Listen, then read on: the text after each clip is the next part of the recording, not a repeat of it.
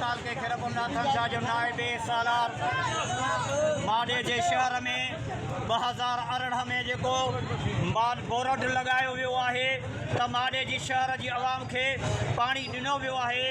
अॼु ताईं माडे जी शहर जी आवाम के हिक फुड़े पानी जे लाइ तड़पा वियो आहे। ये जेके ठेकेदार इंजीनियर AC हिनमल तव्हां माडे जे शहर जी आवाम सां आशा ॾिसो जेकॾहिं का फोतगी थी थिए त उन फोतगी जे लाइ 4 किलोमीटर असांखे पाणी लाइ ॿाहिरि वञिणो थो पवे।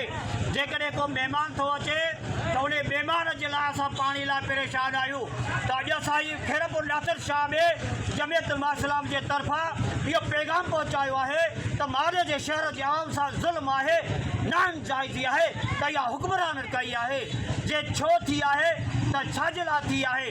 जेकॾहिं बोर्ड लॻो वियो आहे त पाणी लाइ स्कीम 30 करोड़नि जी स्कीम आहे। हीअ वोट आवाम जा ऐं पैसो आवाम जो, पाणी आवाम जो ऐं नाजाइज़ी आवाम सां असां अहिड़नि हुक्मरान खे ॿुधाइण था चाहियूं तव्हांजो जीअं जंजाल कंदासीं, पाणी न मिलियो, इंसाफ़ न मिलियो, अदालत न मिली, कानून न मिलियो त तव्हांखे हिननि कोर्टुनि जे करनि ते ऐवाननि में दलील करे मैदान ते चढ़ंदासीं।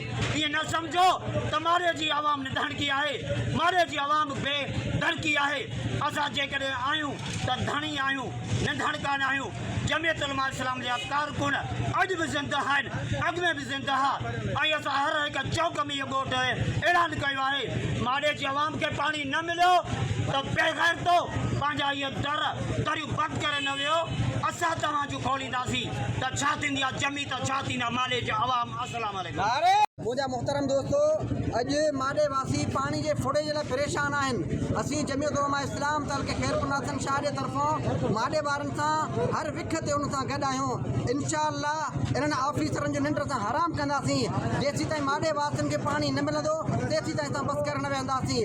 नारे तकबीर। माडे वासियुनि खे पानी न आहे छो भला उहे माडे जा रहवासी पानी पिया था पियनि। 2018 में ये स्कीम मंजूर थी पर ख़बर ना है तो उहे पैसा लाइ काॾे हड़प थी आहे, केरु खाइयो, का बि उनजी ईअं सम्झो त जांच पड़ताल कान्हे का। माडे वारा हिकिड़े दुबे में पाणी पिया था भरनि।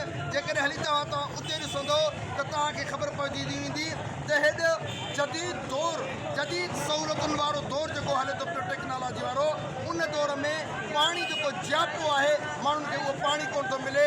अॼु जमियत उलमा इस्लाम इहा एहतजाजी तहरीक शुरू कई आहे ऐं इंशाअल्लाह जेसीं ताईं माडे वासियुनि खे पाणी न मिलंदो पीअण जो तेसीं ताईं जिदोजहद जारी रहंदी इंशाअल्लाह।